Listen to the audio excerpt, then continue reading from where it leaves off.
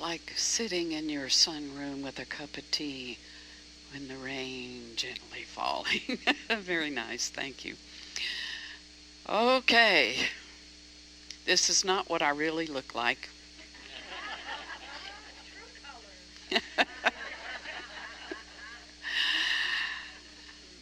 I purchased this hair at an estate sale. $10. And that was Friday morning of Amber and Saber's concert. So I wore it to the concert. I thought, this will be a lot of fun. And now I've had requests to wear it more often. What does that say? Thank you to those who tell me I look 20 years younger. I really appreciate that. It takes getting used to change your appearance, to change your habits. Jesus taught us, judge not by appearances, but use righteous judgment. Judge not by appearances. Why? Because they can change on a moment's notice. And everything that's an appearance is really just an illusion. It has no meaning other than the meaning we bring to it. It doesn't mean anything unless we say it does. On the Sermon on the Mount, there's a scripture that says, the eye is the lamp of the body.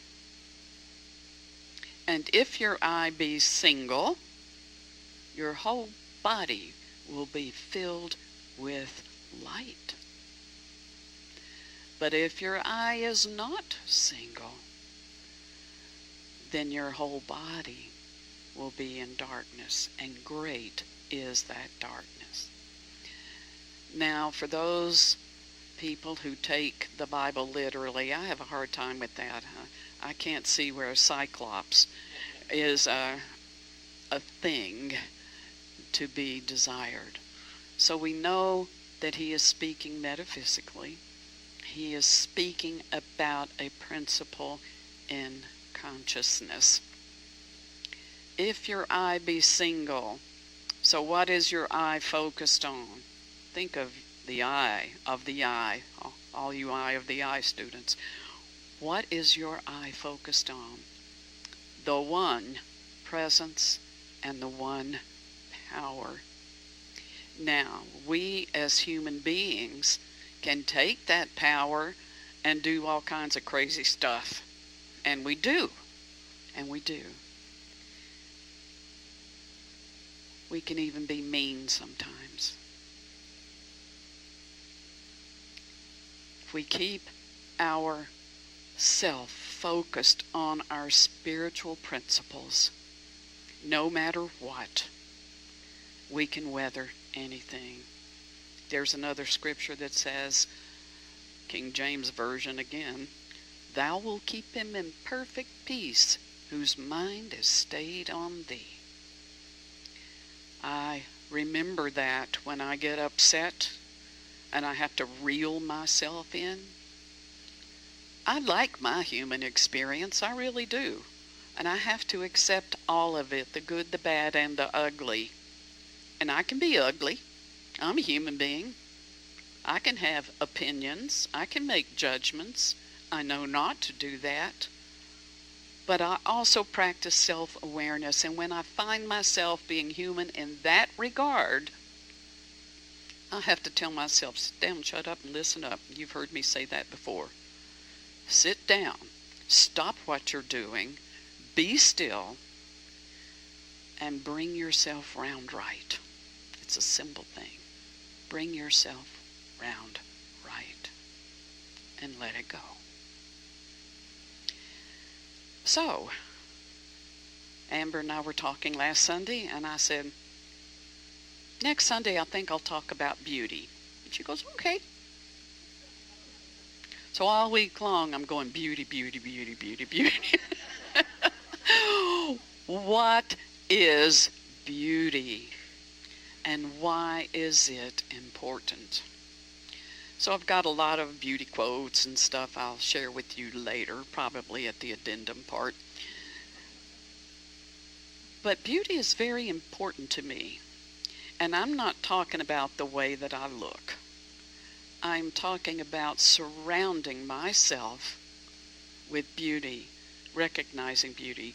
Here's a quote. Confucius said, "Beauty is everywhere, but few people can see it." Few people can see it. Okay, so I really trust that Spirit speaks to me at the right time and in the right way. So I wake up this morning. Speaking of beauty and the eye, my sweet little Persian cat, Fiona, had emergency eye surgery on Monday. She and I now share the guest room, and I refer to myself as Nurse Ratchet because eye drops throughout the day, oral stuff, which she wants to, but she's gotten to the point she sees me coming, snuggling up next to her. She just lets me do it. So keep her in your prayers, please. She's my little baby. All right. Back to that. I woke up this morning, and what was on my mind but the book, The Zen and the Art of Motorcycle Maintenance. Have you read that? Years ago, maybe. If you haven't read it, it changed my life, and I cannot tell you what the story's about. I had to Google it this morning. But I knew this, quality. I remember when I finished reading this, and it's a piece of fiction, that everything was about quality. After I Googled it, it said it's about a man and a son taking a motorcycle ride across the country one summer. Okay, that may pique your interest, I don't know. But quality, the conclusion that he came to after having this human experience with his son and doing the maintenance on his motorcycle, was that the quality of anything is the foundation of everything. So what is quality exactly? Well, I thought about it, and I didn't check the dictionary. I thought about it, and I said, quality is the degree of integrity. The degree of integrity of anything. Something that is substantial is of high integrity, right? And something that is flimsy has very little integrity. It has very little tensile strength in it. So, qualities. What are your guiding qualities? What are your guiding qualities? That's my central question. For me, beauty. Being able to see beauty where other people see ugliness. As a matter of fact, some people are so ugly, they're fascinatingly beautiful. Beauty. Beauty in a trash heap. You can look at the garbage and say, wow, isn't it amazing how this all got collected? Isn't it amazing that everything in this trash heap once had a purpose? Cultivate your consciousness. Boy, I was called the queen of cliche in high school, I'm telling you. Beauty is as beauty does, right? Well, everything that we do comes first in the thought form. We have a thought. And if we are so inspired by that thought, one way or the other, that will lead to behavior. So if it's not a beautiful thought, you won't be a beautiful action either. Beauty is as beauty does. Bottom line, is that beauty is from the inside. It is from the inside. It's a collection of our values, our opinions, and our beliefs. And some of them can be let go of over and over and over again. You know, I wash my face every day. Some people don't. I know that for a fact. Not because I'm inspecting their face, but because they tell me. What? I won't mention any names of anybody I live with, but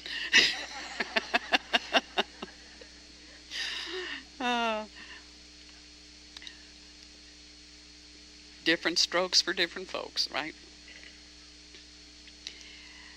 Beauty. Again, what is your quality? Maybe it is integrity. Maybe it's honesty.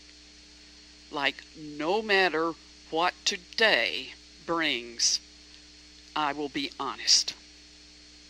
I will be honest, even if it's safer to keep my mouth shut. I will be honest. And if it's a painful honesty for someone else, I will be compassionate. But that's one of the qualities I live by. I have a few others that I thought of. No matter what today, I will be grateful and gracious. No matter what today, I will be fun-loving. No matter what today, I will be open-minded. I will be open-minded. And I can align my beliefs with what Spirit tells me, but that doesn't mean I'm judge of yours. I will be open-minded, and I will seek to understand and to learn. I will be faith-filled. I will be optimistic. And my faith tells me that love always wins. Before we get into the analytical mind, there is a feeling, there is an impression of something. And for me, as I've said, that's fun and beauty. Humor! Humor! Oh my God, where would we be without humor? Where, God, where? Humor. Don't take yourself so seriously.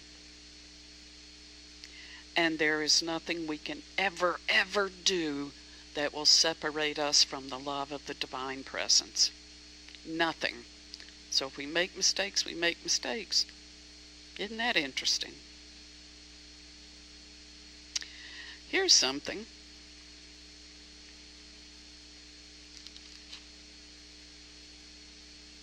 Patience. How many have patience as their guiding value? Ooh. Thank you.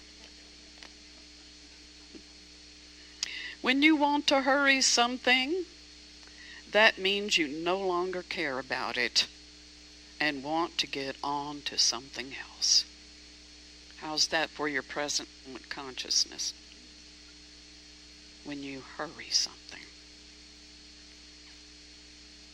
Here's another one that I love this. Truth comes knocking at your door. And you say, "Go away, I'm looking for the truth." And truth goes away. What is more important? Searching for or finding? There comes a point when we have to say, I already have it. I have the beauty. I have the patience. I have the integrity. I have the strength. I have all that I need to be me in any way that I want to show up, as long as it does no harm. As long as it does no harm. So, today is a beautiful day. Every day is a beautiful day. Even the painful ones. You know why? It shows how much we love. When we find ourselves in emotional pain, we have forgotten that the love that we're missing is always present. It's always present.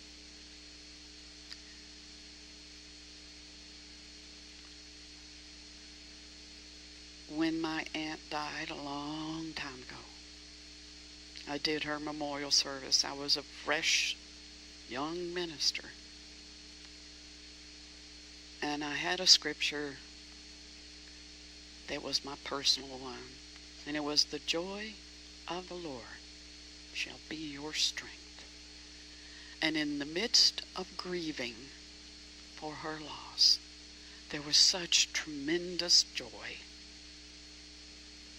for having had her in my life, the most patient soul on earth, and my grandfather, her father. There's always something within the good, the bad, and the ugly that is beautiful. That is beautiful. So I'm just going to end by saying, ask yourself seriously, what is the quality that you look for and that you're committed to every single day? And then think about it. Meditate on it. But most of all, give thanks for it. That's it for now. Thank you.